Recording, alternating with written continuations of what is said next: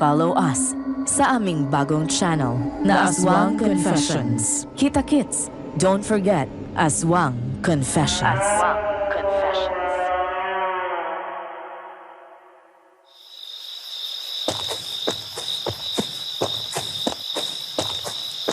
Bilisan na natin, anak. Masyado na tayong ginabi. Mag-alas 9 na yata eh. Kakainis talaga doon. Ang tagal natin naghintay tapos wala tayong napala.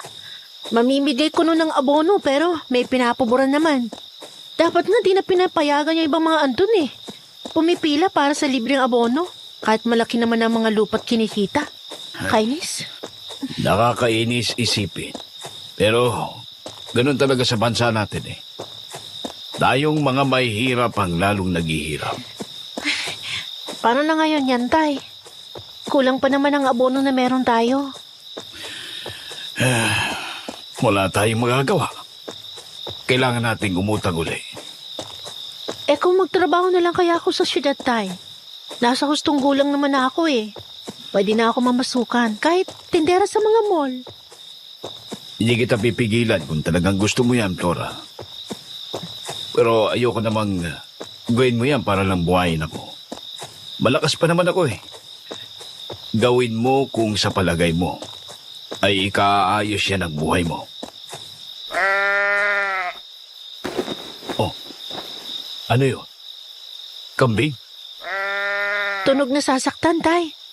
Baka kambing ni Namang Lando yun. Doon, Tay. Doon galing yung tunog. Silipin siguro natin. Mamaya, ano na yan? Sige. Mukhang malapit na. Pero, anong amoy yun? Napakabaho. Parang bulok na karne. Ewan ko lang, anak. Ayun, Tay. Banda ron. Hindi. Totoo ba itong nakikita natin? Anong klaseng nilalang yan? Ha? Anong ginagawa niya sa anino ng kambing? Sigbin. Sigbin. Siguradong sigbin yan. Hinihigip niya ang dugo ng kambing sa pamamagitan ng anino. Umalis na tayo, anak. Baka makita pa tayo niyan. Tay, nakita niya na tayo. Lagot na. Halika na, Flora. Takbo!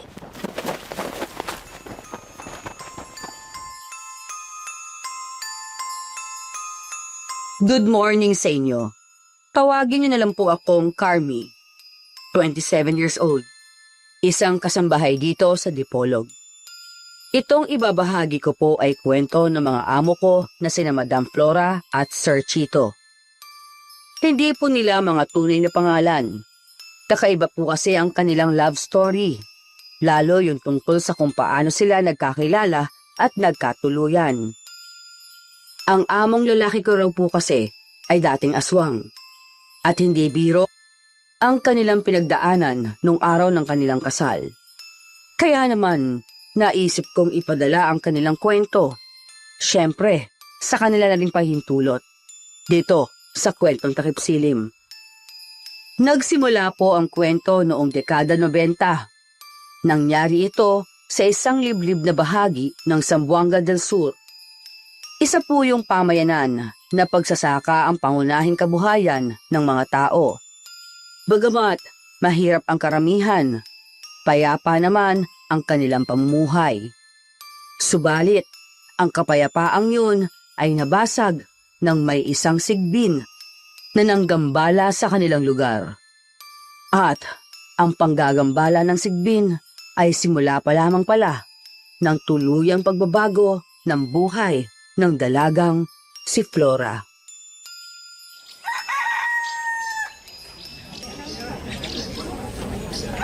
Sigurado ba kayo sa nakita ninyo, Manding? Opo, Maglando.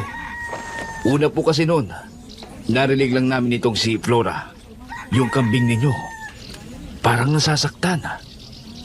Naisip kong baka nakatakas sa pagkakatali yung kambing at napano na. Kaya minabuti kong lapitan. Titignan ko sana kung anong magagawa ko. Kaso yun na ang nadatna namin. may itim na nilalang. Nakasubsob sa anino ng kambing. Malamang hinihigop niya. Dugo ng alagaan nyo. Nangingisay-ngisay pa. Nung inabot namin yung kambing ninyo eh. Patawad po, Mang Lando. Di na kami umabot. Di na rin namin nagawang harapin yung sigbin. Tumakbo na kami kasi baka kami pang saktan. Huwag kayong mag-alala. Hindi ko naman kayo masisisi. Tama lang ang ginawa ninyong tumakbo kayo agad. Mabuti nga at hindi kayo hinabol. Hindi natin alam kung hanggang saan ang kayang gawin ng isang yon. Medyo nangihinayang nga lamang ako sa sinapit ng kambing ko. Ay ibibenta ko na dapat yun bukas. Hayaan niyo po, Mang Lando. Tutugisin natin yung sigbin na yan. Hindi ito ang unang pamamaslang yan eh. Siguro nga, puro mga alagang hayop ang nabibiktima. Pero hindi na natin dapat hintayin na may masaktan pang tao yan. Kailangan na niyang mahanap at masugpo. Nako, ikaw? Tutulong sa pagtugis? Umaalingasaw nga yung amoy ng tuba sa bunganga mo eh.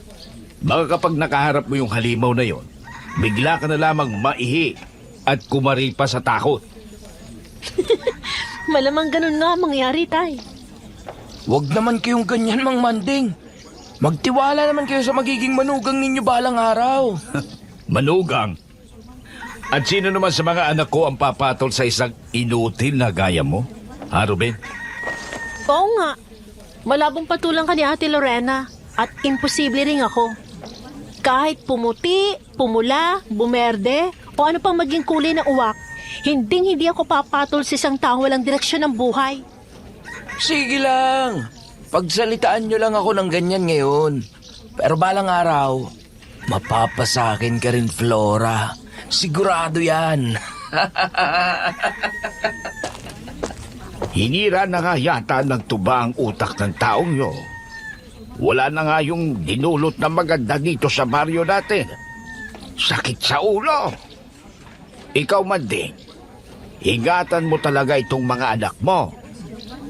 Pareho pa namang babae, mga iyan. Mamaya sapian ng kalukuhan niyang Ruben na yun. Huwag kayong mag-alala, Mang Lando. Kapag pinagtangkano ng kahit sinong babae dito sa baryo, hindi kami magdadalawang isip na pugutan siya ng kanyang dalawang ulo.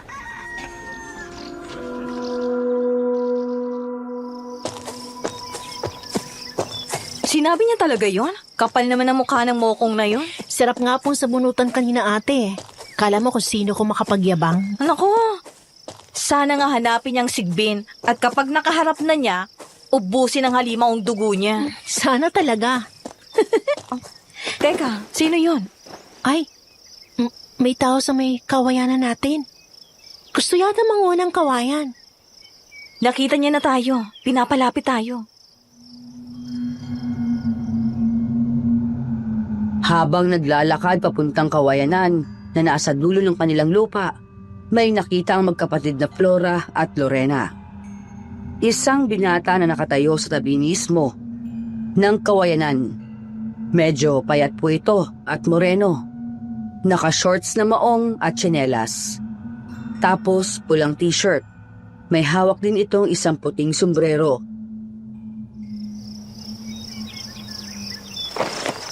Magandang umaga po sa inyo. Alam niyo po kung kanino itong mga kawayan dito? Sa amin yan eh. Bale, nasa likod tayo ngayon ng maliit naming gulayan. Mangingi ka ba ng kawayan? Oo, sana eh.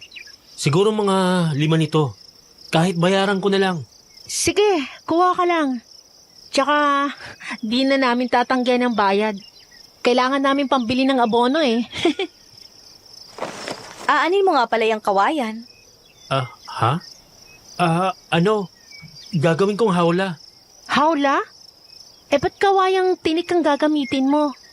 May kawayan naman sa malapit na hindi masyadong maraming tinik eh. Mas madali ka makakagawa kung yun na lang gagamitin mo.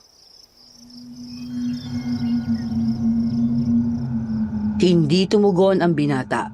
Sa halip ay sinuot lamang nito ang sombrero yumuko at nagkamot ng batok. Oo nga pala. Ngayon lang kita nakita rito sa amin Bago ka lang ba dito? Oo. Nung nakaraang araw lang ako dumating. Saan ka ba galing? Tsaka sino bang pinunta mo rito? Wala akong sinadya rito sa inyo. Lumayas lang kasi ako sa amin sa Visayas. Tapos nakarating ako rito. Diyan lang ako tumutuloy ngayon kina Aling Betty.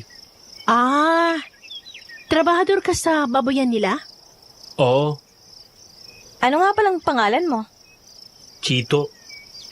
Ako si Chito. Kayo ba? Ako si Lorena. Ito namang kapatid kong bunso, si Flora. Huwag kang mag-alala. Wala pang nobyo to. Oti naman eh. O siya, sige na. Mag-aani lang kami ng gulay. Kuha ka lang dyan ng kawayan. Salamat sa inyo.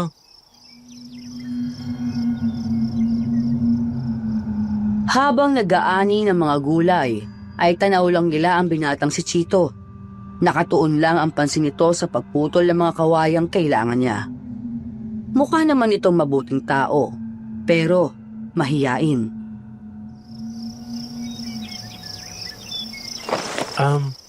Lorena? Tsaka Flora? Alis na ako.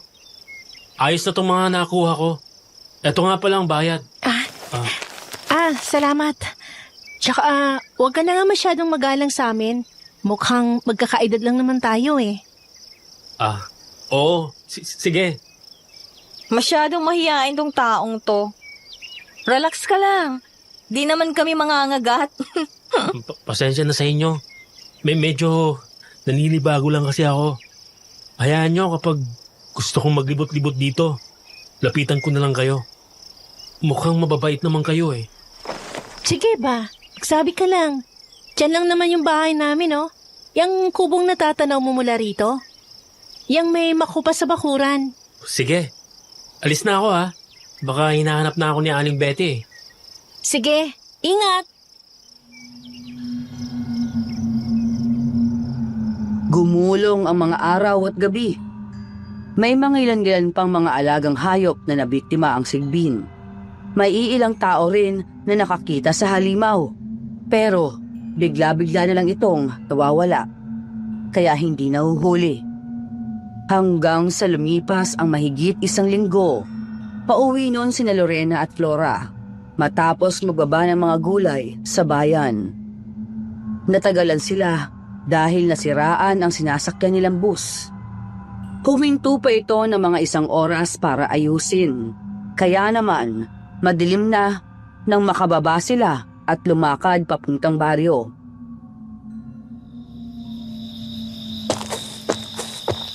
Kakainis. Ba't ba nasiraan pa yung bus na yun? Ginabi na tuloy tayo. Yun na nga eh.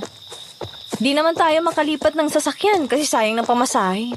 Delikado pa naman ang gabi dito sa atin ngayon. Bilisan na natin, ate. Kinakabahan na ako eh. Flora, tigil! Ha?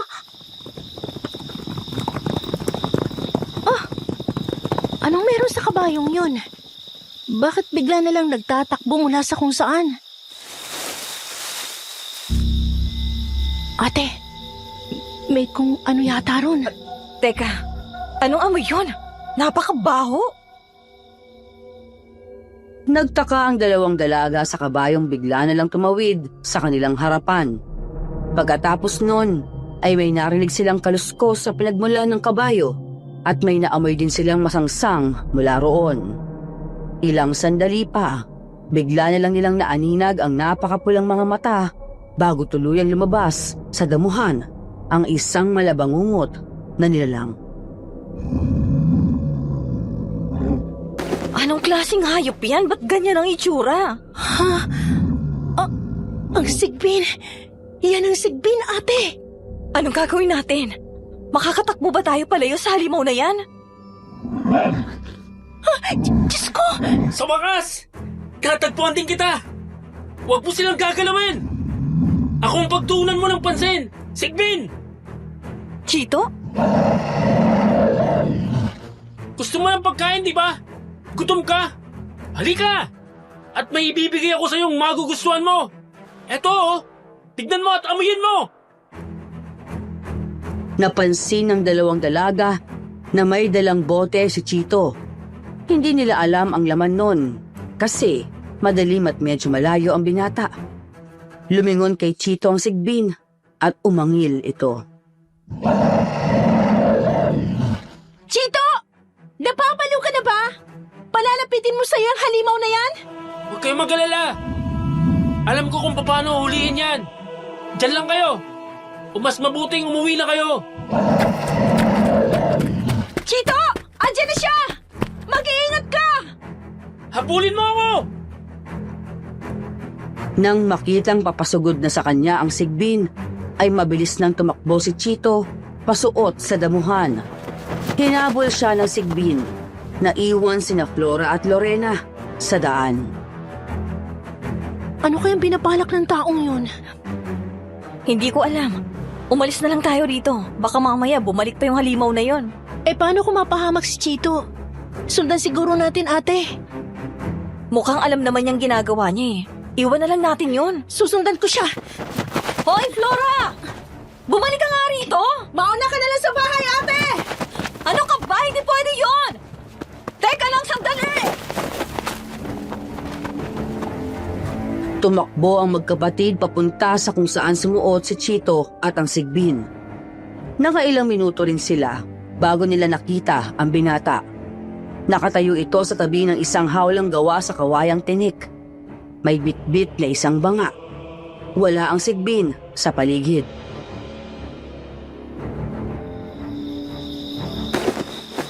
Di ba sinabi kong umalis na kayo? Eh, naisip ko kasing baka kailangan mo ng tulong. Ano nangyari dito? Nasaan ang sigbin? Nahuli ko na. Hindi na yun makakapanggulo dito sa inyo. Nahuli mo? Paano mo nagawa yun? Eh, nakakatakot na halimaw yun eh. Mukhang napakalakas pa't agresibo. Kaya nga, nasa matinding panganib kayo kanina. Siguradong, aatakihin kayo noon. Nakalayo yung kabayo na bibiktimahin niya dapat eh. Tapos kayo ang nakita niya. Kung hindi handa ang isang tao, wala talaga siyang laban sa isang sigbin. Ibig sabihin, may alam ka kung paano hulihin yon? Ganun na nga. Oh, nahihiya ka na naman eh. Pero ay salamat ah. Kung di dahil sa'yo, baka napano na kami ni ate. Nako, wala yun. Masaya akong makatulong. Ganito na lang.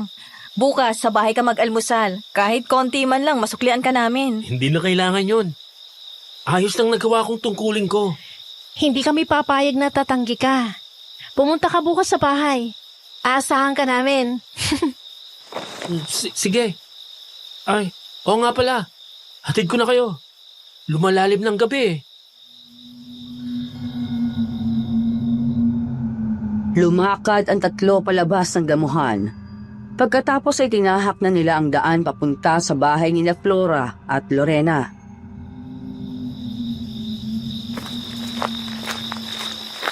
Uy, Chito, paano mo nga pala nahuli ang sigbin? Oo nga. At saan mo nalaman kung paano hulihin ang ganong nilalang? Delikado yun eh. Sa pagkakamali mo lang, sigurado tapos ka. Ha? May alam lang talaga sa mga aswangang pamilya namin. Tapos, hinuli ko siya gamit yung hawla na ginawa ko. Ginamit ko yung kawayang kinuha ko sa inyo. Epektibo kasi yun para kulungin ang mga aswang at mga sigbin. Tapos may ginawa akong ritual para tuluyan siyang ipasok dito sa banga. Ipinakita ni Chito ang bitbit niyang banga sa dalawang dalaga. Medyo maliit lang po yun. Siguro, mas malapad lang ng kaunti sa isang palad. Tapos, nasa 4 pulgada lang ang taas. Ang takip ay naiikot para hindi basta-basta nabubuksan. Kulay itim po iyon at may nakaukit na kung anong mga simbolo. Halatang maganda ang pagkakagawa. Nandiyan ang sigbin? Paano naman yung nagkasya dyan eh? Mas malaki pa sa aso yun. Nilalang ng aninong mga sigbin. Gamit ang ritual, pwede silang ibalik sa kanilang anyong anino at ipasok sa banga. Saan mo dadalhin ngayon yan? Hindi mo naman pwedeng basta na lang yan ilagay sa kung saan. Nakakatakot. Baka may magbukas niyan at mapakawalan ng halimaw. Itatago ko lang. Doon lang muna to sa tinutuluyan ko sa ngayon. Tapos, ibibigay ko sa mga mapagkakatiwalaang tao. O nga pala, may pakiusap lang sana ako sa inyong dalawa. Pakiusap? Ano yun? Wala sana makakaalam sa ginawa ko. Sekreto lang natin to, ha? Maaasahan mo kami, Chito. Di ba, Flora? Oo, pangako. Wala kami pagsasabihan. Maraming salamat sa inyo kung ganun. Teka, si Ruben yun ah. Kakainis. Ba't ba kailangan pa nating makasalubong yung siraulong yan? Aba! Tingnan mo nga naman ang pagkakataon. Talagang nakasalubong ko pang aking irog at ang kanyang magandang ate. Ano bang kailangan mo, Ruben? Lubayan mo na nga kami. Uwi na kami. Kailangan ko? Siyempre ikaw. Ikaw lang ang kailangan ko sa buhay ko. Naks naman. Pues, hindi kita kailangan. Padaanin mo kami. Kailangan nyo ako. Gabi na ihahatid ko na kayo. Salamat na lang pero hindi na, Ruben. Isa pang may kasama na kami. Ayos na kami ni Flora kasama si Chito. Chito? Itong patpating to? Isang ihip ko lang lilipad na tong butot balat na to Pare, pasensya na pero dadaan na kami. Inuutusan mo ko, ha? Inuutusan mo ko? Hindi naman sa ganun. Ruben, ano ba? Tigil mo na nga yan. Di ka naman inaano yung tao eh. Ba't ba pinagtatanggol mo tong kutong lupang to? Nanliligaw ba sa'yo to? Ha? Ang dumi ng utak mo? Oo, nanliligaw siya sa akin at malapit ko na siyang sagutin. Kaya kung ako sa'yo, tumabi-tabi ka na. Sagutin? Ganon. Aagawan mo ko, ha? Aagawan mo ko? Etong sa'yo! Ruben, itigil mo yan! Nagulantang sina Chito at ang magkapatid nang biglang suntukin ni Ruben ang binata. Sinubukan siyang awatin ni Flora at Lorena, ngunit hindi tumigil ang lasing. Sa halip ay tuloy-tuloy pa nitong pinagsasapak si Chito. Si Chito naman ay hindi gumanti. Sa halip ay siniguro lang nitong ligtas ang hawak na banga.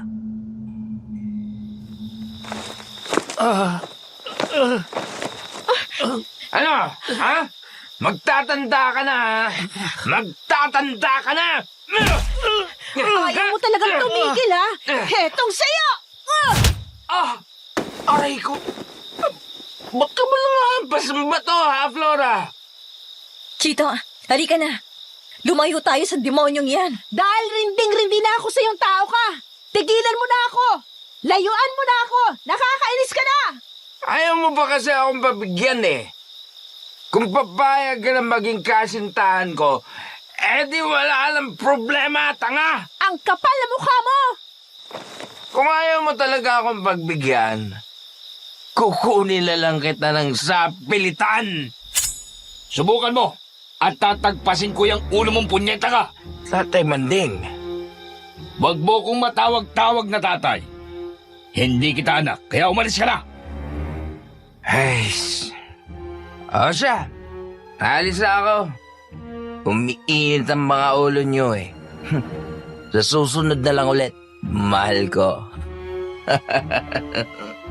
Huwag ka na makalapit-lapit uli sa mga anak ko. Flora, Tay, alalahin natin si Chito. Inakay ni Tatay Manding ang binata papunta sa kanilang bahay. Doon ay agad siyang inasikaso ng magkapatid.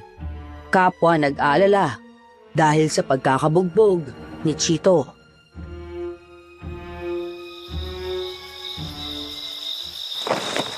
Kumusta ng pakiramdam mo? Huwag na akong alalahanin. ayos na ako. Salamat. Pasensya ka na talaga, ha, Chito. Nadamay ka patuloy sa problema namin sa taong yon. Huwag kayong humingi ng tawad sa akin. Hindi naman kayo nanakit sa akin eh. Wala kayong kasalanan. Siguro nga, hindi kami nanakit sa'yo, pero dahil pa rin sa amin, kaya ka kinagalitan ng baliw na yun. Ano ba kasing nangyari? Ba't nga ba kayo natagalan sa Baguy? Nasiraan po kasi yung sinasakyan naming bus, Tay. Matagal na ayos, kaya kami ginabi. Nung naglalakad na kami, nakasalubong naman namin tong si Chito. Nagmagandang loob lang naman siya na ihatid kami pa uwi. Kasi nga, delikado ng panahon ngayon. Tapos ayun, nakasalubong namin si Ruben sa daan. Tito ang pangalan mo, hindi ba? Bago ka nang dito sa baryo namin. Sinasabi ko sa iyo, Totoy, kailangan mo mag-ingat sa lokong yon na si Ruben. Malala pa sa sigbin yun. Napakatagal na naming problema yun dito sa baryo. Hindi naman namin mahuli-huli. Kasi, anak ng maperang magsasaka. Pero kung ako lang, matagal na dapat binura ang pagbumuka ng hayop na yun eh. Lalo pat, ang anak ko ang nakukursunadahan nun. Tay, huwag nga kayo masyadong maras magsalita. Mamaya niyan, matakot sa'yo si Chito eh. Totoo naman eh. Tsaka ba't naman siya matatakot sa akin? Bakit? May ginawa ba siyang hindi maganda sa inyo? Tatay naman eh. Biro na. Huwag ka mag-alala, Totoy. Mukhang mabait ka namang tao eh. Kahit kailan ay pwede kang dumalaw rito sa bahay. Salamat po, Mang Manding. Magluluto nga pala muna ako. Anong oras na eh? Ikaw, Chito, may gusto ka bang kainin? Ha? Kanin. Prutas at gulay lang ang kinakain ko eh. Ayaw mo ng karne o isda man lang?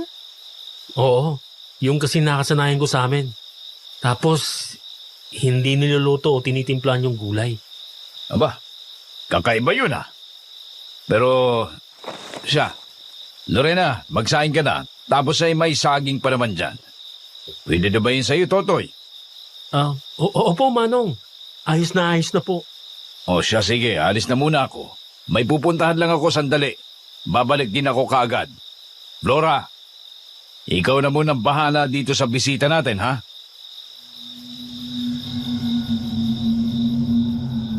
Nagsaing si Lorena at umalis si Tatay Manding.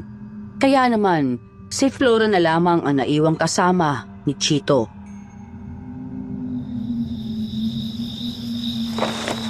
Pasensya na ulit, Chito. Kalimutan mo na yun, Flora. Wala kang dapat ihingi ng tawad. Kasalanan ko kasi. Nabugbog ka kasi nagkunwari akong manliligaw kita. Kala ko naman kasi, lulubayan na ako ni Ruben kapag nalaman niyang may magiging kasintahan na ako. Pasensya na ulit. Naiintindihan ko, Flora. Huwag mo na yung alalahanin. Matanong nga pala kita. Ba't hindi ka pumalag kay Ruben kanina? Tingin ko naman, kayang-kaya mong patulugin yun eh. Sigbin nga, kaya mong talunin si Ruben pa ba? Una, mas inisip ko ang banga. Hindi kasi ito pwedeng mabasag. Lalo at kakahuli ko pa lang sa sigbin. Ikalawa, alam mo kasi, Flora, ayoko talaga ng gulo. Ayoko makapanakit ng kahit na sinong tao. Ba't ka ngumingiti? Ang bait mo pala talaga, no, Chito? Hindi naman siguro. Pasyal tayo bukas, gusto mo? Ha? Saan naman? Kahit saan. Maraming pwedeng galaan dito sa amin. Pero, pinaka-paborito ko ron banda sa may sapa. May bahagi kasi yun na hindi ganong pinupuntahan ng mga tao. Ano? Pwede ka bukas? Linggo naman eh. Sige, pasyal tayo.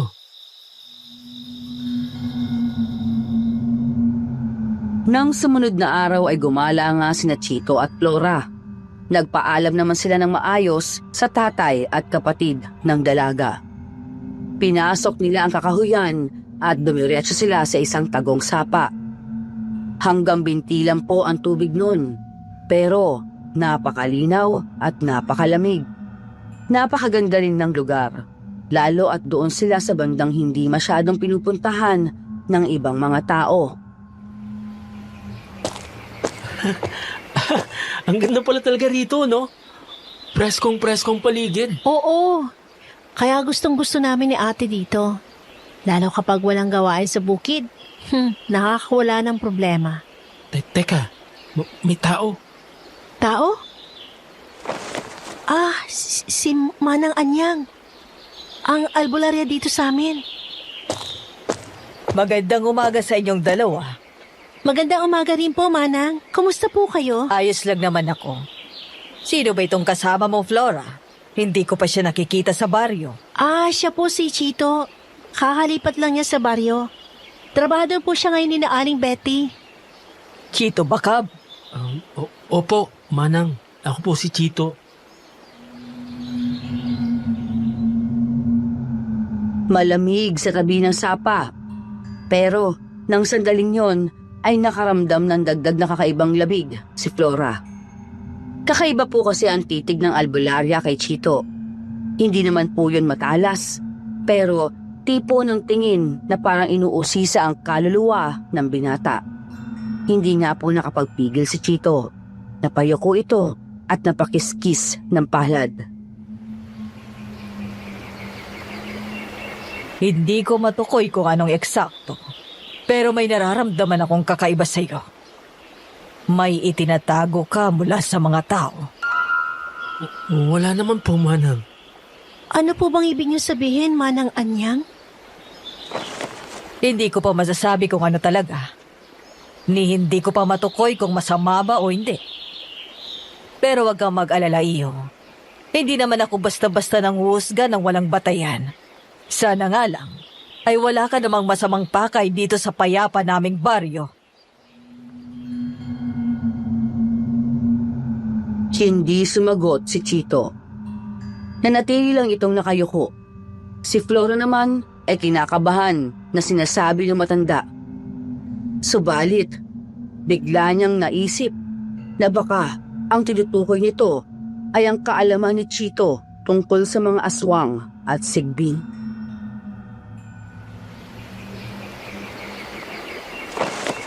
Sige na, ako'y aalis na. Napadaan lang naman ako rito dahil nangunguha ko ng mga ligaw na halaman. Pasensya na kung natakot man kita, ha, iyo? Hindi po, Manang. Ayos lang po. Sige, mag-iingat kayo. Kayo rin po, Manang. Ingat din po. Minsan talaga, napaka-weird at nakakilabot si Manang. Pero huwag ka mag-alala, Chito. Mabait naman yun at maaasahan. Mukhang hindi ko yata may tatago sa lahat ng paghuli ko sa sigbin. Yun nga rin naisip ko Pero kung si Manang Anyang naman ang makakaalam, sigurado ko, di niya rin yung pagkakalat. Sana nga. Huwag mo na masyado isipin yun. Tara, dali! Doon tayo! Uy, sandali! Nangihila ka naman eh.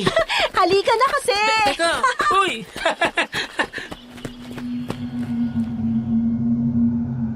Naging masaya ang araw na yon para sa dalawa. Sa mga sumunod na araw at buwan din, ay lalo pa silang naging malapit sa isa't isa. Lumipas pa ang mahigit 1 taon, tuluyan na nga pong naging sila. Kasabay nun ay humupa na rin ang takot ng mga tao tungkol sa sigbin. Hindi na kasi ito ulit nakapambiktima pa. Ang hindi nila alam, may paparating pa palang mas malalang delubyo sa baryo. Chito! Chito! Si Flora? Ba't siya nandito? Teka, sandali, mahal! Andiyan na! May problema ba, Flora?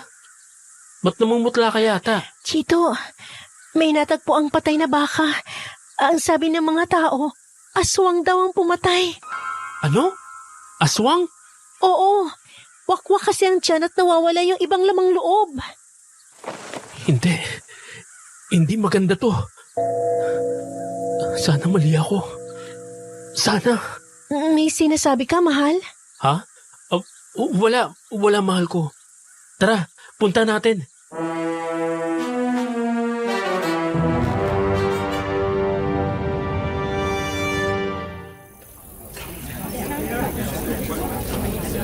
Ako, sino ko yung may gawa niya, no? Kawawa naman yung ano. Sino kaya may gawa nito? Wala pang makapagsabi kung sino talaga. Halata namang hindi taong may gawa niyan eh. Naniniwala ang marami na aswang ang dumali sa baka. Kahit si Manang Anyang, yun din ang sinasabi. Kahit naman ako ate, yun din ang palagay. Pero ang gumugulo sa isip ko, sino ang aswang na gumawa niyan? Sinasabi ko na nga bang lulutang ka rin, Chito? Hindi. Bakit? Bakit andito kayo? Sino siya, mahal? Siya ang tatay ko. Ano? Nagulantang si Flora sa sinabi ng lalaking yon. May katandaan na ito, bagamat matipuno pa rin ang pangangatawan. Ang pumukaw sa pansin ng dalaga ay ang halatang yayamaning pananamit at tindig dito. Mamahalin na mga damit, marami rin mga alahas. May kasama rin siyang isang lalaki na nakatayo sa may di kalayuan. Pormado rin po ang suot nito at may kalakihan ang pangangatawan. Mag-usap tayo. Isama mo yung babae. Hindi. Tayo lang muna mag-usap. Sasama ako. Pero, Flora, Nobyo kita, Chito. Siyempre gusto ko rin malaman kung anong buhay ba talagang nilayasan mo sa inyo. Wala ka naman sinasabing gano'n kapag tinatanong kita eh. Sige na, Chito. Isama mo siya.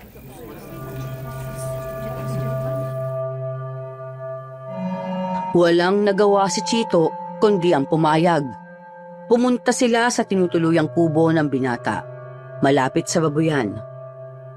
Nakabuntot sa kanilang tatlo ang kasamang lalaki ng tatay ni Chito.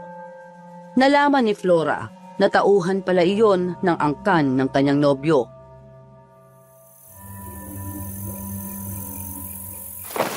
anong ginagawa niyo rito? Alam mo na ang sagot diyan, Chito. Nandito ako para sunduin ka. Malapit nang nakatakdang panahon. Sinabi ko na sa inyo, di ba? Ayoko. Ayokong manahin ang sumpang yan. Kung pwede ko nga lang tanggalin ang dugo niyo sa mga ugat ko, gagawin ko eh. Eto mga babaeng pakakasalan mo. Mabuti at may napili ka na pala bago ang takdang gabi. Oo. Pakakasalan ko si Flora. Pero hindi sa parang gusto nyo. Kaya nakikiusap ako pa. Lubayan nyo na ako. Bibigyan kita ng 3 araw para mag-isip. Huwag mo kong bibiguin, anak. Ayoko kayong biguin. Kaya nga sinasabi ko na sa inyo eh. Huwag na po sa akin pa. Maghanap na lang kayo ng ibang mapagpapasahan yan. Pwede naman yan eh. Teka, sandali. Anong mahanabang pinag-uusapan nyo? Tsaka anong pasal? Kung ganon, ay wala ka palang alam, Ining. Alam mo, Chito, kung ako sa'yo, sabihin mo na sa kanya ang lahat. Sabihin mo na sa kanya ang totoo. Magiging masalimuot ang susunod na gabi. Mas mabuti nang handa siya sa mga mangyayari. Huwag mong idadamay si Flora. Gilalab mo ko, Chito. Madadamay ang madadamay. Hayop ka. Sandaling na estatwa si Flora sa kinatatayuan. Bigla na lang kasi niyang nakitang pumula ang mga mata ni Chito. Pero napakabilis lang po nun. Agad din niyang bumalik sa dati. Kaya naisip ng dalaga na baka guni-guni lang niya ang nakita. Kung ako sa'yo, Chito, hihinahon ako. Baka mabulgar ang inililihim mo ng di oras. Naku. Sige na. Aalis na ako. Aasahan ko ang sagot mo sa loob ng 3 araw at gabi. Gumawa ka ng maling pasya. At siguradong magsisisi ka.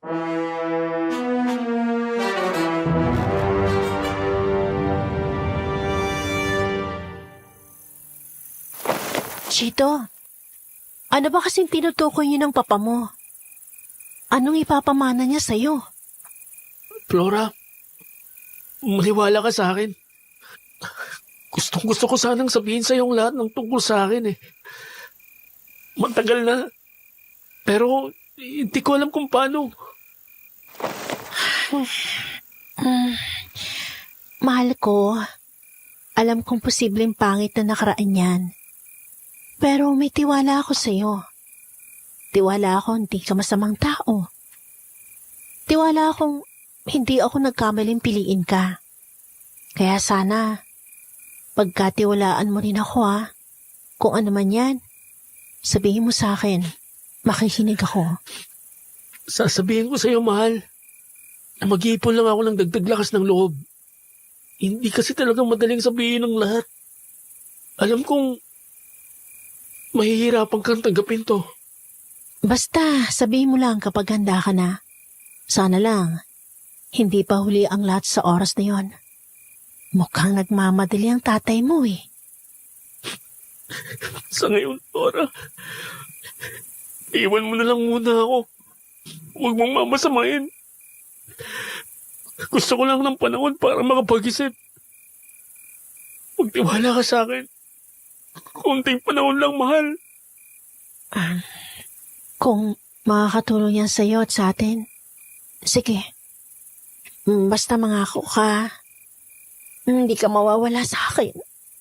Pangako, mahal ko. Hindi ako mawawala sa'yo. Mabagal na gumulong ang buong araw habang nagtatanim ng gulay sa bukid ay hindi mawala sa isip ni Flora ang nangyari. Sumapit na lamang ang gabi, magulo pa rin ang isip ng dalaga.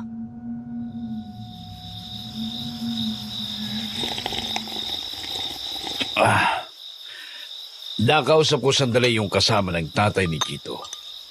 Nalaman kong napakayaman pala ng kanilang angkat. Ang tatay pala ni Chito ay si Sir Castor. May-ari ng iba't ibang mga negosyo sa Visayas at kahit dito sa Mindanao. Kung ganun kayaman si Chito, bakit lumaya siya sa kanila? Hindi ko rin talaga alam, ate. Wala naman sinasabi sa akin si Chito eh. Pero sa narinig ko kanina sa usapan nila, mukhang may ayaw siyang manahin.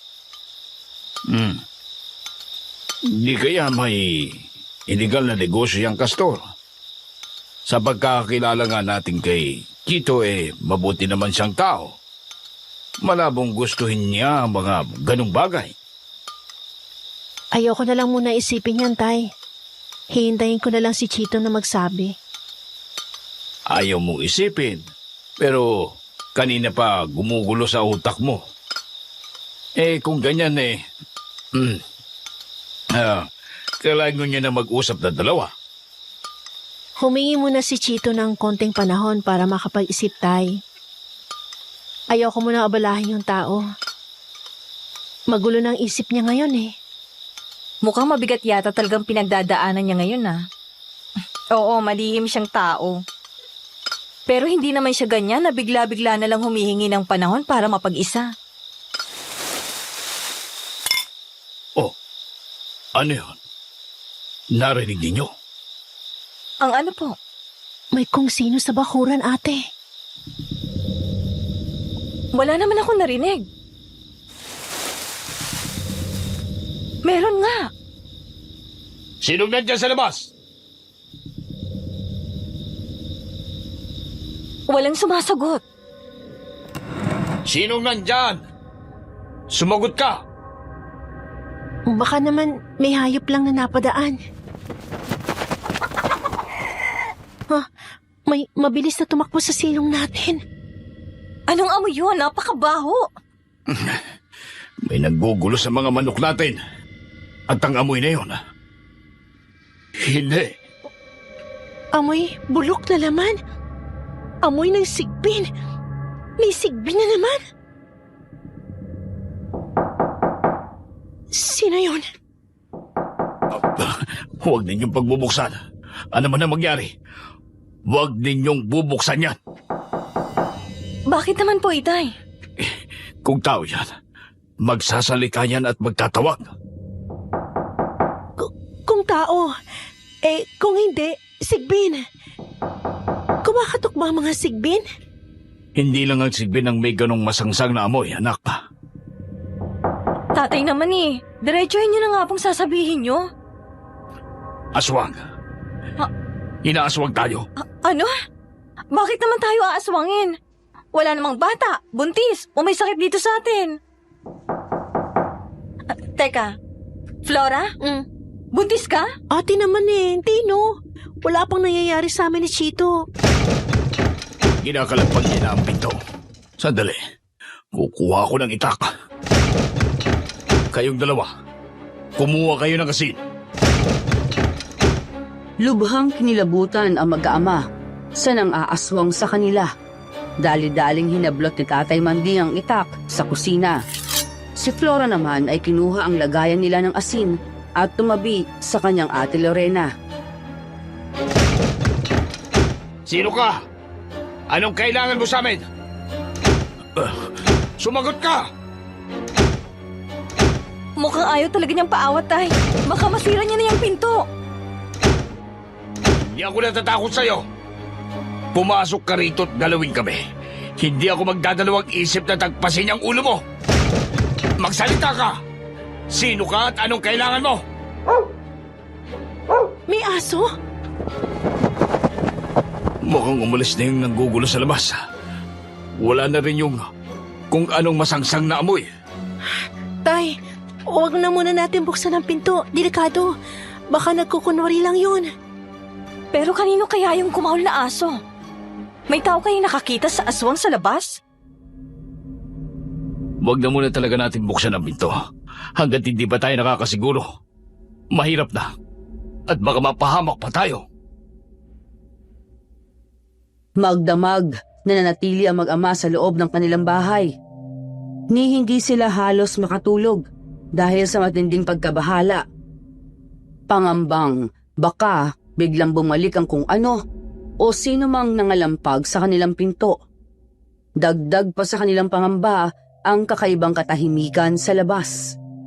Puro huni ng kuliglig lang ang kanilang naririnig, kahit ang mga manok ay hindi na nag-iingay. Hanggang sa pumutok ang bukang liwayway, lumabas ang mag-aama. Doon ay lalo pang sumidhi ang kanilang hilakbot sa nadatnan sa bakuran. Oh, anong nangyari dito? Ba't nagkaganito ang mga alagang manok natin? Patay na lahat? Walang natira maski isa? Pinakuha ka mga sikmura. Pinuto ng mga ulat, kinalat ang dugo sa bakuran. Pati mga sisiw dinurog. Sinong demonyo makagagawa ng ganito? Tinatakot tayo ng kung sino. Kung bakit at kung para saan ay hindi ko alam. Pero sigurado kung isa itong banta. Banta? Sino namang magbabanta sa atin? Wala naman tayong kaaway dito. Payapa at patas tayong namumuhay, Tay. Mandi! Mandi! Mandi! Mandi! Anong nangyari dito sa bakuran ninyo? Ba't nagkaganyan ang mga manok? Inaswang kami kagabi, Manong. Ginalampag niya ang pintuan ng bahay. Hindi kami lumabas ng magdamag dahil baka maalanganin kami. Kaya ngayong umaga na, ito na ang naratnan namin. Mang Lando, ba't po ba hindi rin maipintay ang mukha nyo? Habang papalapit dito, may nangyari po ba? Graming pagkakataon to, Flora, Eden. Si Ruben kasi, binagkakakalat niyang may nakita siyang aswang sa kakawiyang kagabi. Ang matindi pa rito, hinasabi niyang si Chito ang aswang. Ano po? Paano naman magiging aswang ang nobyo ko? Mukhang may kalokohan na naman yung baliw na yun. Tara, puntahan natin. Ibalita na rin natin kina Kapitana itong nangyari dito. Tarantang napatilis ang mag-aama kasama si Mang Lando. Diretso sila sa harap ng barangay hall kung saan nagkukumpulan ang mga taga-baryo. Sa gitna ay nakatayo si Ruben at ang barangay kapitana. Pati si Chito ay naroroon din, nakayuko at natatakpan ng puting sombrero ang muka. Masayang yung mga manok ninyo. Marami din yung mga manok ah. Hay, Grabe! nakapalanak na naman to. Anong kalokohan ba to, Ruben? Ano bang sinasabi mong aswang si Chito? Totoong sinasabi ko, Flora. Kitang-kita ko talaga sa kakahuyan kagabi. May itim na aso. Nagkaharap sila ng isang halimaw na hindi ko mailarawan ng itsura. Umalis yung halimaw at naiwan yung aso. Tapos laking gulat ko nang magbago ng anyo yung aso. Naging si Chito! Nasisiraan ka na ba? Mahigit 1 taon na si Chito dito sa atin. Wala naman nangyari masama sa mga panahong yun ah. Nitong kailan na lang may natagpo ang mga patay na hayop dito sa baryo. Flora, humidahong ka muna. Maging kami man ng mga kabaryo natin ay hindi naniniwala dito kay Ruben. Walang kredibilidad ang taong ito eh. Tapos isang napakabait at tahimik na tao pang tinuturo niyang aswang. Yun nga lang, may iilang pa rin gustong patunayang mali nga ang sinasabi ni Ruben. Gusto lang naming mapanatag ang baryo. Ano pong binabalak mo, Kapitana? Paano mo namang mapapatunayang aswang o hindi si Chito? Pagkakainin natin siya ng dinurog na bawang at asin. Ganun lang kasimple. Sigurado namang hindi siya masasaktan. Hindi naman siya aswang eh. Sandaling natigilan si Flora sa naisip. Sa buong panahon kasi na magkasama sila ni Chito, kailanman ay hindi pa niya ito nakikitang kumain ng bawang o kahit asin man lang. Kahit lutong pagkain na may anumang pampalasa ay inaayawan nito. Panay kanin, prutas at hilaw na gulay lang ang kinakain ng binata. Sandaling nag-angat ng tingin ang pinagpapawisang si Chito. Nagkatitigan sila ni Flora at muli rin itong yumuko.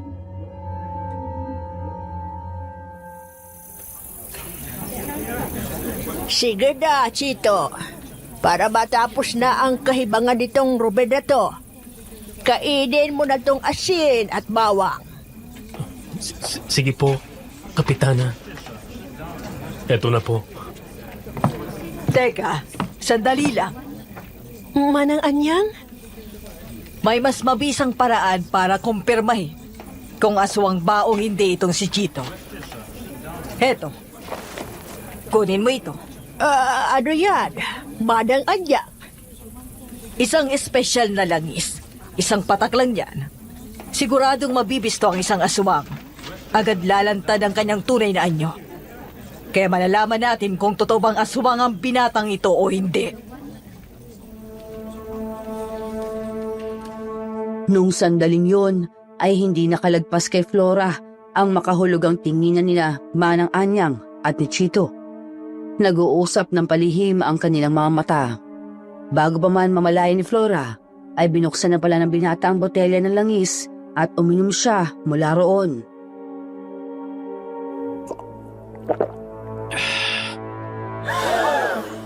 Walang nangyari. Talagang walang mangyayari. Kasi nga hindi aswang ang nobyo ko. Alam mo, Ruben, tigil-tigilan mo na kasi ako, ha? Kami. Masyado ka nang desperado dito sa ginagawa mo para lang sirain ang nobyo ko. Hindi ako gumagawa lang ng kwento para siraan si Chito. Talagang totoong nakita ko, Flora. Kitang-kita ng dalawang mga mata ko. Aswang tong hayop na to. Kung meron mang hayop dito, hindi si Chito yon. Ikaw yon. Baka nga lasing ka lang kagabi. Kaya kung ano-anong nakikita mo. Oo, nakainom ako. Pero sigurado ako sa nakita ko. Maniwala kayo sa akin, mga kabaryo! Maniwala kayo! Aswang talaga tong kumag na to! Ano ba, Ruben? Tama na! Nasa harap na natin mismo ang patunay. Hindi aswang itong si Chito. Kaya tapos na itong usapan na to. Ang dapat natin gawin ngayon, hanapin ang totoong halimaw na nanggugulo sa baryo natin. Huwag nating sayangin ang oras natin sa mga walang kabuluhang parata. Chito, halika na. Teka sandali. Flora, dun muna kayo sa bahay ko. Po, Pag-uusapan natin ang panggagambala ng aswang sa inyong bahay kagabi.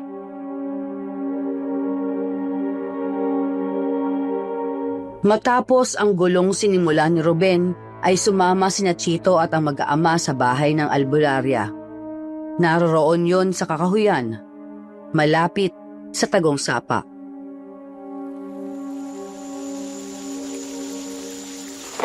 Nakahanda ka na ba?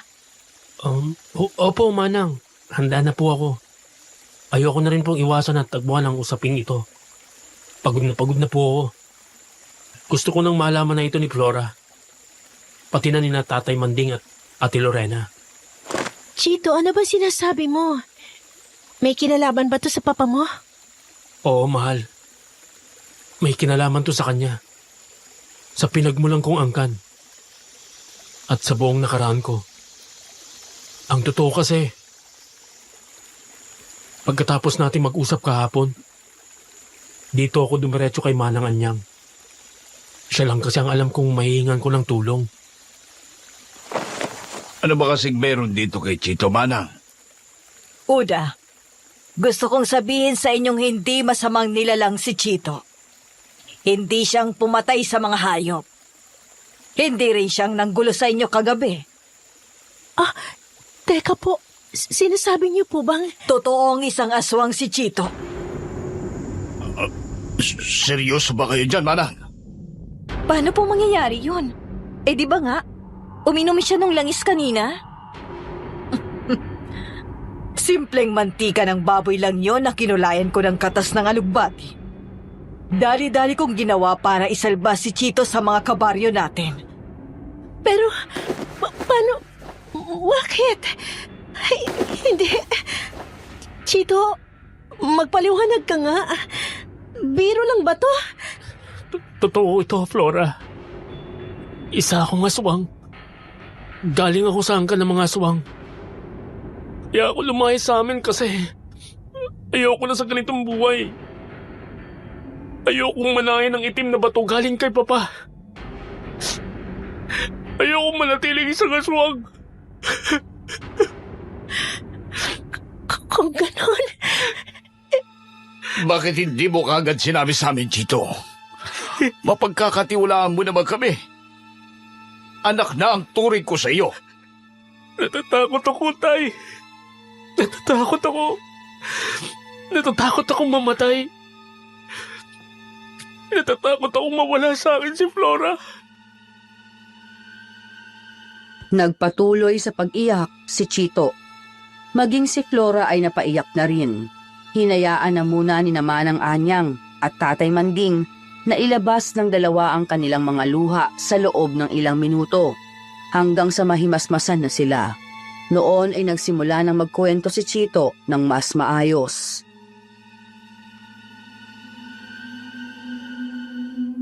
Totoong nakita ako ni Ruben na nagbago ng anyo. Ako ang narinig yung aso kagabi. Sinugod ko yung tauhan ni Papa na nanggugulo sa inyo. Lumaki ako sa angkan ng mga aswang. Ang tatay, lolo't lola, at mga kapatid ko ay mga aswang. Karamihan din sa pinakamalalapit na tauhan namin ay mga aswang. Pero hindi ang aking nanay. Si Mama ay isang purong tao. Purong tao ang mama mo. Kung ganon, bakit niya pinakasalan ng papa mo? Napusuan ni Papa si Mama. Ang problema, isang napakasahol na nilalang ng papa ko. Kaya naman pinilit niya si Mama. Tinakot niya na papatayin niya ang mga magulang at kapatid nito kapag hindi siya pumayag sa kasal. Bakit naman isang taong pinili ng papa mo? Nahihirapan kasi makabuo ng supling ang dalawang aswang na mag-asawa, ate. Mas garantisadong magkakaanak si Papa kung isang taong mapapangasawa niya. At yun din ang nabanggit niyang kasal natin, tama? Oo, Flora. Ang gusto ni Papa, sa bisperas ng kasal ko, ay ipapasa niyang itim na bato sa akin. Bagay na ayokong mangyari. Hindi ko nga lang inaasang matutuntun niya ako rito sa sulok ng Mindanao. Nailagay ko patuloy kayo sa matinding panganib. Ikaw, ang pamilya mo at ang buong baryo. Mapatawad niyo sana ako. Wala kang dapat ihingi ng tawad, Chito. Di mo naman kasalanan na ipanganak ka sa ganong sitwasyon eh. Ang mahalaga, hindi mo tinanggap ang kapalaran bilang aswang. Tama si Flora, Totoy. Ang mahalaga doon, mabuti ka bilang isang tao. Ano nang nangyari sa mama mo ngayon? Ang totoo, ate. Dahil sa kanya, kaya naging buong pa siya kong lumayas.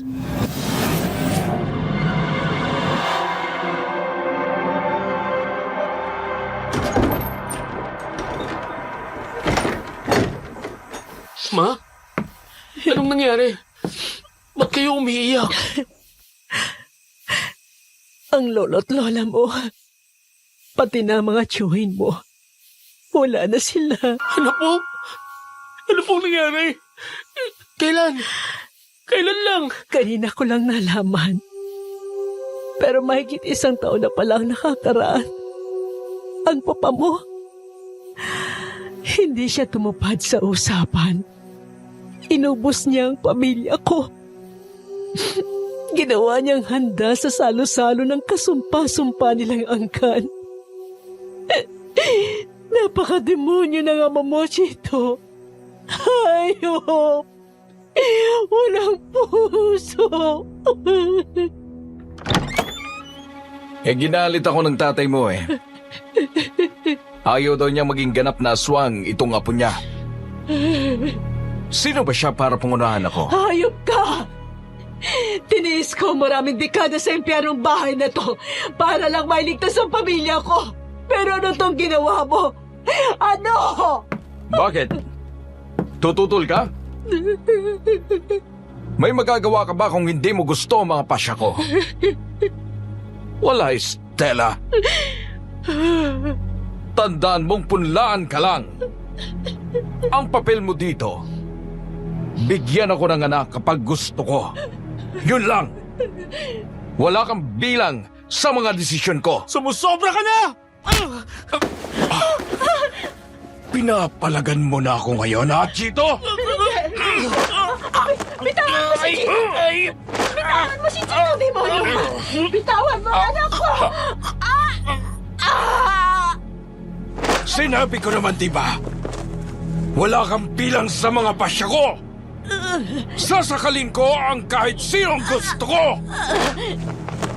Ulitin mong pangingialam at hindi na ako magdadalawang isip na lapain ka!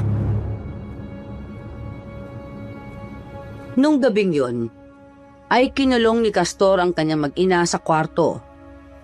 Ang gusto niya ay magtanda ang mga ito at wag na siyang suwayin. Subalit, nagawang sirain ni Chito ang bintana. Pinili nilang mag-ina ang tumakas na sa buhay nilang malabangungot.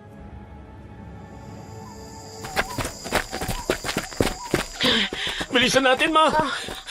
Baka mahabol nila tayo. Pagod na ako, anak. Bumibigay na ang mga binti ko. Huwag mong sabihin yan, Ma. Kailangan nating magpakatatag.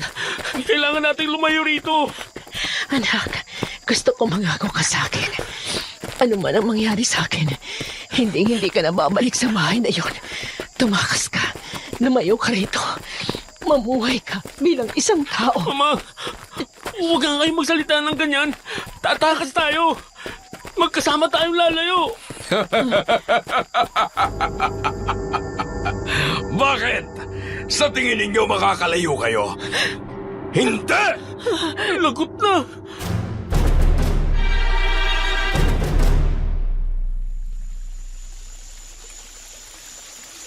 Sa gabing yon, ay namatay si Mama. Inubos siya ng papa ko sa harap ko mismo. Noon din pinangako ko sa sarili kong hindi ko tatahakin ang landas ng pagiging aswang. Kaya ginawa kong lahat. Makatakas lang sa impyernong lugar na yun. Gusto kong tuparin ang hiling ni Mama. Diyos ko. Oy, paano yan? Nasundan ka na ng demonyo mong tatay dito. Ano gagawin natin para lubayan ka niya? May tutulong ba kami? Isa lang po ang alam kong paraan, Tay Manding. Kailangan kong mawala ng halaga para sa kanya. Kailangan hindi na ako maging karapat-dapat para magmana ng itim na bato. Paano naman mangyayari yon? Hindi ko po ipipilit kung ayaw nyo, ha. Pero kailangan ko pong maikasal sa isang simbahan at mabindisyonan na isang pari. Pagkatapos nun ay tutulungan daw ako ni Manang Anyang para tuluyang matanggal ang dugong aswang sa katawan ko. Kasal? Ikakasal tayo? Ang problema lang, desperado si Castor. Kaya kung papayag ka man, Flora, kailangan ninyong maikasal sa lalong madaling panahon.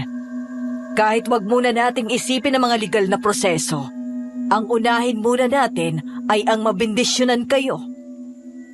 Pero, yun nga. Hindi naman kita pipilitin, Flora. Pwede ba mag-usap muna tayo ng tayong dalawa lang? Doon tayo sa may sapa. Sige. Lumabas ang dalawa ng kubo at pumunta nga sa may sapa. Pinaghaharian ng pangamba ang kanilang mga mata. Gayunpaman ay sinisikap ni Flora na maging maayos ang lahat.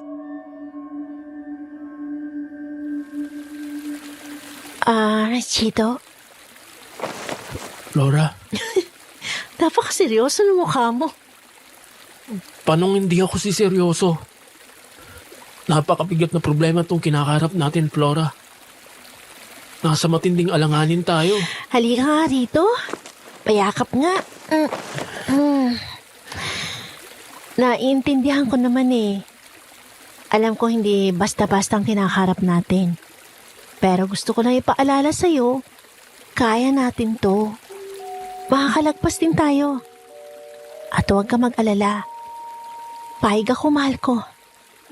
Payag ako magpakasal sa'yo. Payag ka? Kahit ganito ako? Kahit biglaan at hindi maayos na kasalang mangyayari?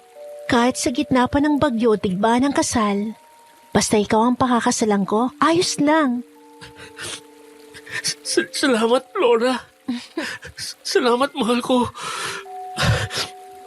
Mahal na mahal kita. Mahal na mahal din kita, Chito. Sinasabi ko na nga ba dito kayo eh. Ruben? Ngayon, magbabayad ka sa pamamahiya mo sa aking aswang ka! Ruben, wag! Nagulantang ang dalawa nang dumating si Ruben na may dalang itak. Walang ano-ano ay agad nitong inambahan ng taga si Chito. Kaya naman, napalundag pa atras ang binata. Subalit, sadyang matindi na ang sayad ng sira sa ulo ng lalaki. Ruben, ano ba? Bitiwan mo ako! Ngayon, kapag hindi mo pinakita ang tunay mong anyo, talagang tutuluyan ko itong mahal mo! Iwan mo si Flora! Nasasaktan ako, Ruben! Bibilang ako ng 3! Kapag hindi mo sinunod ang sinasabi ko, alam mo na ang mangyayari. 1! Chito! Huwag kang makinig sa baliw na to! 2! Puwisit kang tao ka! 3! Wag! Nagulantang si Flora nang bigla na lang maglaho si Chito sa kinatatayuan nito. Sunod ay bigla na lang may lumitaw na isang karimari-marim na nilalang sa mismong harap nila Ruben. Napakapula ng mga mata nito at itim ang balat. Bigla nitong hinablot ang kutsilyo mula kay Ruben. Sa isang iglap, hinila rin ng halimaw mismo ang lalaki. Ibinuka niya ang napakalaking bunganga, may matatalim na ngipin sa harap ng mukha ni Ruben. At inamba mahaba niyang mga kuko sa leeg nito.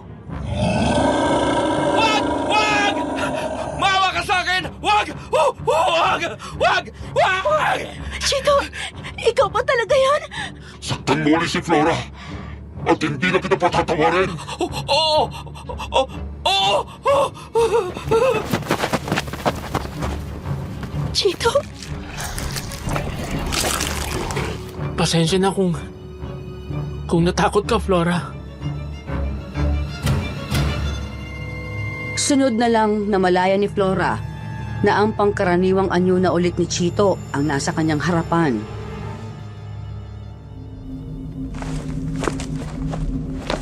Ayoko na sanang gawin yun. ano ka ba? Ayos lang yun. Dapat lang sa kanya yun. Wala namang maniniwala sa kanya kapag pinagkalat niyang aswang ka eh. Sa pa, hindi siya dapat natin problemahan ngayon. Kung sa bagay, Pero, nakakatawa yung itsura ni Ruben kanina ha. Namutla na parang papel. Naihi pa nga yata sa pantalon niya eh. pinipilit ako eh.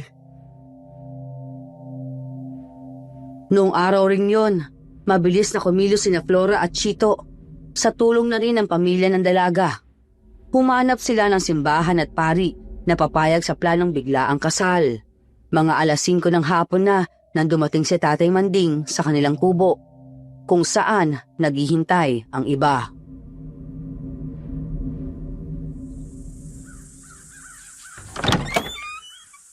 Tay, may nahanap po kayong pumayag? Oo, meron. Pumunta raw tayo ron. Maghihintay na yung pare. Teka, Chito, ba't dala mo yung malit na banga ng sigbin? Sigurado akong kakailanganin natin siya. Seryoso ka ba niyan, Totoy? Opo. Mamaya ako na ipapaliwanag, Tay. Tara na po.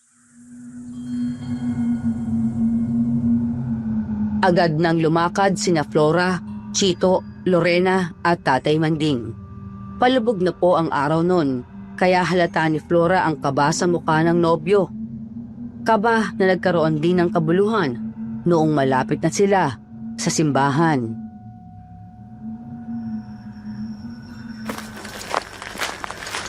Ilang minutong lakad na lang eh. Makakarating na tayo.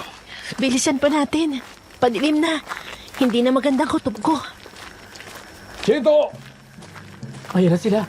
Tumakbo na kayo. Huwag niyo na pahirapan pa ang mga sarili ninyo. Dahil mahahabol ko rin naman kayo. Hindi ninyo matutupad ang balak ninyo. Binilisan nilang lalo ang takbo nang magbago na ang anyo ni Castor. Subalit, agad ding nalundagan ng halimaw si Chito. Ang tauhan naman ng mayamang negosyante ay nag-anyong aswang na rin at sinugod sina Tatay Manding. Napaka-inutil mong wanak. Manakasanalay mo walang kwenta. Kapangyarihan at yaman. Tatalikuran mo. Tanga ka ba? Huwag na huwag mong pagsasalita ng masama si Mama. Demonyo! Buwisit kang bata ka! Heto pa!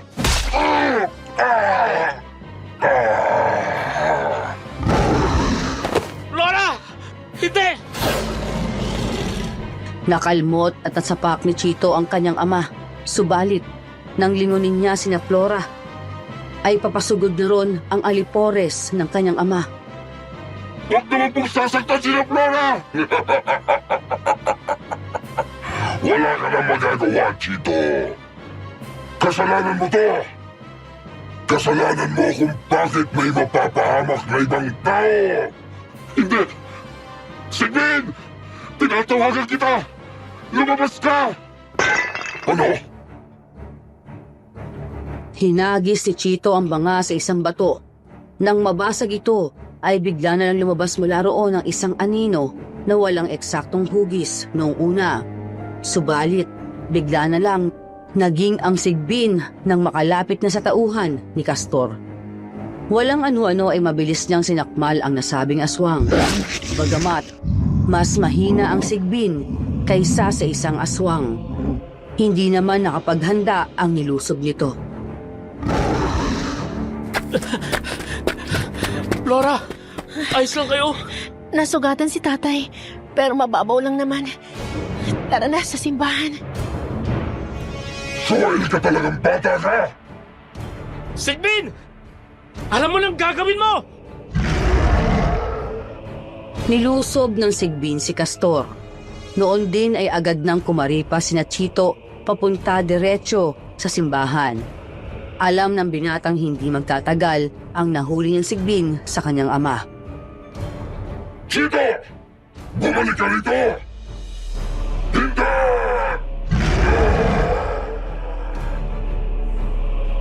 Mabuti na lang at nagawa naman nilang makaabot sa bukana ng simbahan.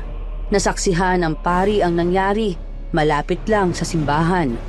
Kaya naman agad niyang silang sinalubong at pinapasok. Ikinandado rin niya ang pinto at mga bintana mula sa loob.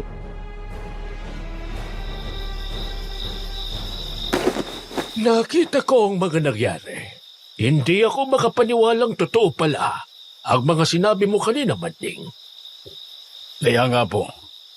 Kailangan na nating magpadali, Father. Baka mamaya niyan may magawa pang hindi maganda yung halimaw na yon. Chito, Iho, handa ka na ba? Handa na po ako, Father. Sige. Sisimulan ko ang mga bagay-bagay sa pagbibindisyon ko sa iyo. Bibindigan kita sa ngalan ng Panginoong Hesus. Mangungumpisal ka.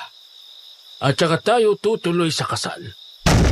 Mukhang wala talaga siyang planong sumuko na lang ng basta. Huwag kayong patinag. Manalig tayo at manalangin. Walang magagawa ang demonyo. Ngayong naririto tayo sa loob ng tahanan ng may kapal.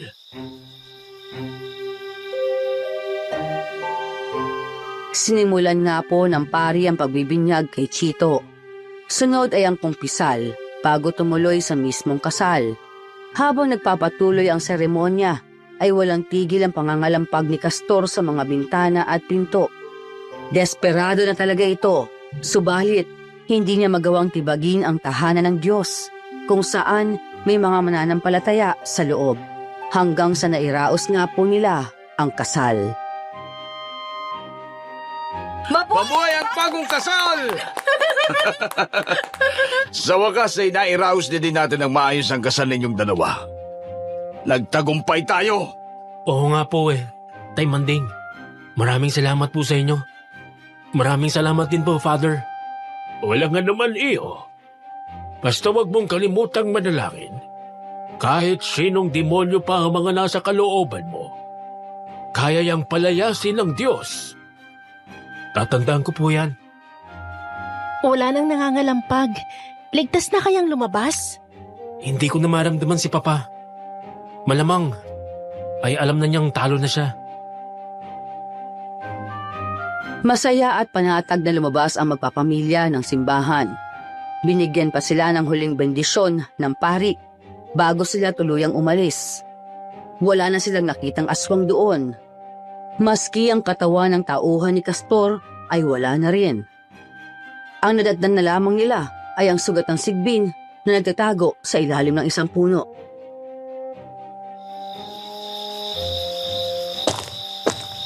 Huwag kang mag-alala. Ibibili kita ng bago at mas magandang banga. Busog ka rin sa sariwang karne at gata ng niyog mamaya. Ayos? Seryoso ka bang ginawa mong alaga yung Sigbin? Mas madali para sa isang aswang na mag-alaga ng Sigbin. Mabuti na rin to para hindi na siya magpagala-gala at makapaminsala. Kapag napaamo na kasi ang isang Sigbin, mananatili niyang tapat sa'yo hanggat pinapakain mo ng maayos. Mabuti talaga at natapos na rin ang problema. Hindi ba talaga magugulo uli ang tatay mo, Chito? Hindi na po, Itay. Maghanap na ulit ng ibang mapapangasawa at mapupunlaan yon. Kaya lang naman desperado yun na maibalik ako dahil hindi madali ang proseso para magkaroon ng bagong tagapagmana.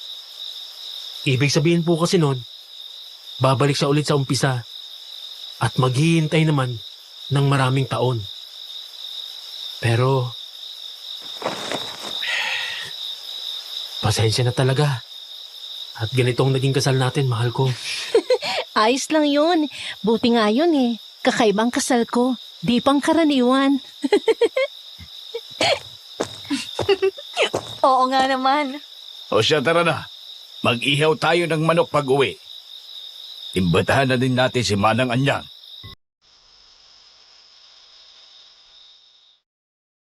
Nang sumunod na araw ay isinagawa naman ni Manang Anyang ang ritual ng pag-aalis ng dugong aswang mula kay Chito. Yun nga lang ay hindi ito nagtagumpay. Sadyang mahirap daw kasing tanggalin ang likas na pagkaaswang. Ang nagawa lang ng albularya ay patulugin ito. Kailangan lang hindi makatikim ng dugo ng tao, si Chito, upang hindi magising ang kanyang pagkaaswang. Simula po noon ay naging mapayapa at masaya ang pamumuhay ng kanilang pamilya. Naging payapa rin po ang baryo. Kahit ang problema nila kay Ruben ay nalutas na rin. Tuluyan po kasi itong nasiraan ng bait. Matapos sindakin ni Chito. Hindi na ito nakakapagsalita at naging sobrang magugulatin. Hanggang isang araw, natagpuan na lang itong patay sa sariling kwarto. Nagsikap naman ang dalawa ng gusto hanggang sa makapagtayo na nga ng iilang mga negosyo. Yun nga lang po, mas minabuti nilang huwag nang mag-anak. Gustong masiguro ni Sir Chito na walang magmamana ng tulog na dugong aswang mula sa kanya. Sa halip ay nag-ampon na lamang sila ng 2 mga supling. Iyon po ang kwento ng mga amo ko. Alam kong totoo yun dahil buong pamilya mismo ni Ma'am Flora ang nagsasabing totoo yun. Bukod pa, nasa kanilang bahay hanggang sa ngayon ang banga ng sigbin. Ako mismo ang naatasang mag-iwan ng karne at gata ng niyog sa kwartong kinalalagyan nito. Hindi ko pa nakikita mismo ang sigbin, pero tuwing bumabalik ako ron ay simot na ang mga lalagyang iniiwan ko. Hanggang dito na lang po itong kwento ko. Sana po ay nagustuhan ninyo at sana rin kinapulutan natin ito ng mahalagang aral. Anong dilim pa man ang iyong buhay, hindi pa huli ang lahat upang tahakin mo ang matuwid na landas.